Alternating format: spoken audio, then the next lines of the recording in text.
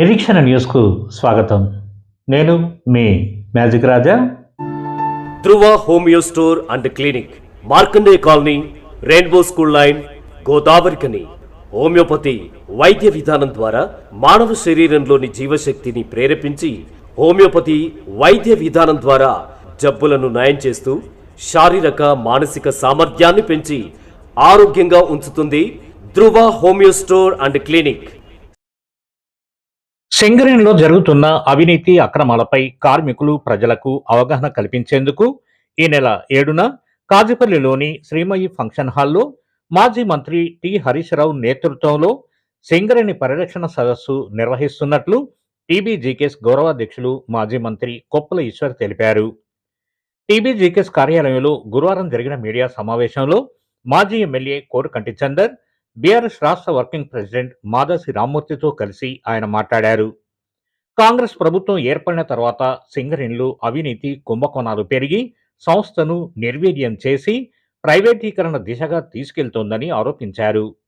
నైని బొగ్గు black, solar ప్రాజెక్టులు, డెటోనేటర్ల కొనుగోళ్లు, పవర్ ప్రాజెక్టుల టెండర్లలో అవకతవకలు జరిగాయని విమర్శించారు. రాష్ట్ర ప్రభుత్వం బకాయిలు విడుదల చేయకపోవడంతో సంస్థ ఆర్థిక ఇబ్బందులు ఎదుర్కొంటోందన్నారు. బీఆర్ఎస్ హయాంలో సింగరేణి అభివృద్ధి, కార్మిక సంక్షేమానికి ప్రాధాన్యం లభించిందని, డిపెండెంట్ ఉద్యోగాలు పునరుద్ధరించి వేల మందికి ఉపాధి కల్పించామని, మహిళలకు ఉద్యోగ అవకాశాలు కల్పించామని, లాభాల వాటాను 16% నుంచి 32% పెంచామని పేర్కొన్నారు.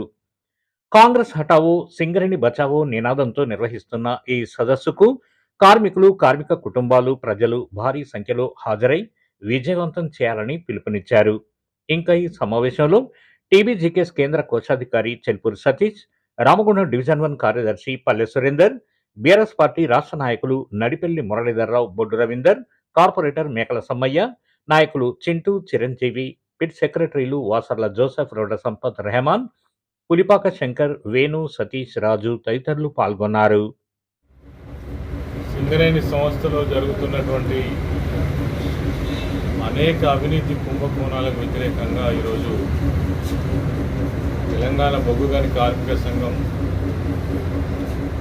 పోరాడుతున్నటువంటి క్రమంలో దీన్ని మరింత విస్తృతంగా కార్మిక లోకానికి, అదేవిధంగా ప్రజలలోకి తీసుకుపోవడం కోసం ఒక గొప్ప ప్రయత్నం చేస్తూ ఉన్నాం. కాంగ్రెస్ ప్రభుత్వం వచ్చిన తర్వాత సింగరేణి సంస్థను దాదాపుగా నిర్వీర్యం చేసేటువంటి ప్రయత్నం ఘోరంగా జరుగుతూ ఉన్నది.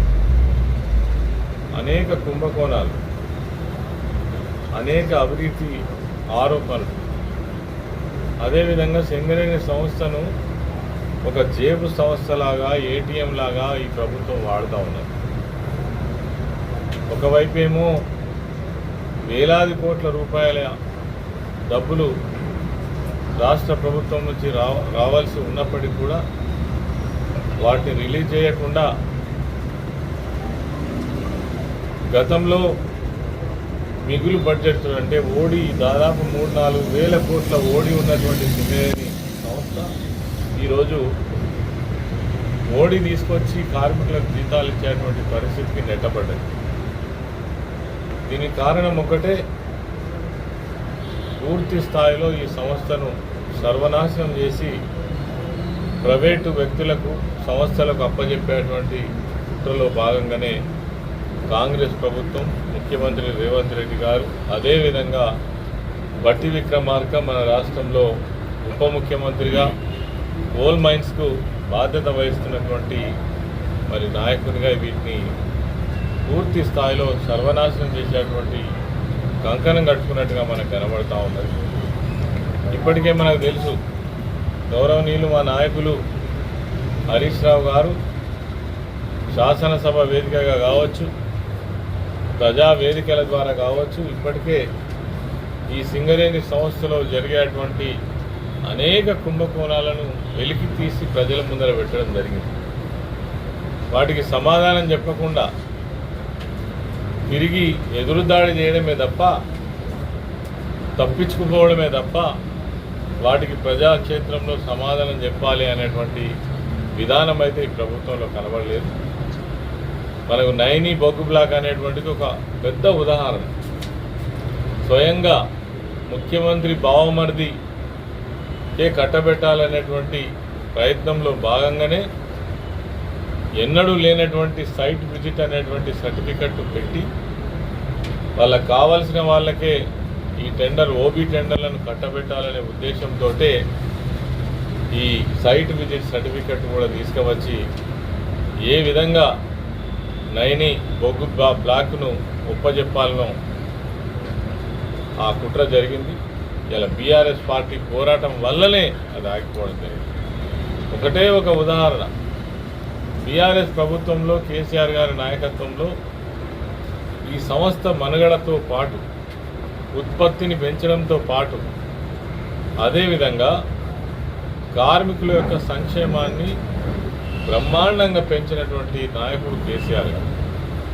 కానీ విని ఎరగనటువంటి పద్ధతులలో అనేక సంవత్సరాలుగా పెండింగ్లో ఉన్నటువంటి చాలా సమస్యలకు కూడా స్వయంగా తానే వచ్చి పరిష్కారం చూపించినటువంటి నాయకుడు కేసీఆర్ గారు. కార్మిక హక్కుల రక్షణ కోసం, సాధన కోసం తెలంగాణ బొగ్గని కార్మిక సంఘం అవిశ్రాంతంగా కృషి చేస్తున్న సంగతి కార్మిక వర్గానికి మీ అందరికీ కూడా తెలిసిందే.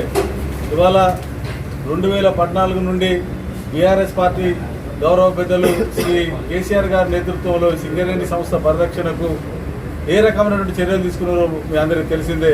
ఇవాళ కొత్తగా డిపెండెంట్ ఉద్యోగాలను ఇవాళ చంద్రబాబు నాయుడు ప్రభుత్వం రద్దు చేస్తే దాన్ని ఏ రకంగా సారు మనకు కార్మిక నియామక మీద ఇచ్చి 20,000 మందికి కొత్త ఉద్యోగులని సంస్థలో కలకలనే విధంగా చేసిన విషయం తెలిసిందే. ఇలా కాంగ్రెస్ ప్రభుత్వం వచ్చిన తర్వాత సింగరేణి సంస్థను ఉంచడానికి ఏ రకమైన ప్రయత్నాలు చేస్తుందో వాటికి అన్నింటికి వ్యతిరేకంగా బీఆర్ఎస్ పార్టీ చేస్తున్నటువంటి పోరాటాలను మీరు అందరూ గుర్తించాలని, ఆ వెలుగులో జరుగుతున్నటువంటి వాటిని ఆ రాష్ట్రంలో దేశంలో బీఆర్ఎస్ పార్టీ నిలబడి కొట్లాడుతున్న తీరు బచావో సింగరేణి పరిరక్షణ కోసము తెలంగాణ బొగ్గుగని కార్మిక సంఘం కార్యాచరణ తీసుకున్నటువంటి నేపథ్యంలో బొగ్గుగని కార్మిక సంఘం ప్రతినిధులు ప్రతి బాయి మీద, ప్రతి గులాయి మీద కార్మికుల బాధలను, ఇబ్బందులను పరిష్కారం చేయడం కోసం పోరాటాలు సల్పుతున్నటువంటి యొక్క సందర్భంగా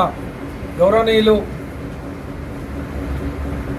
భారత రాష్ట్ర సమితి అసెంబ్లీ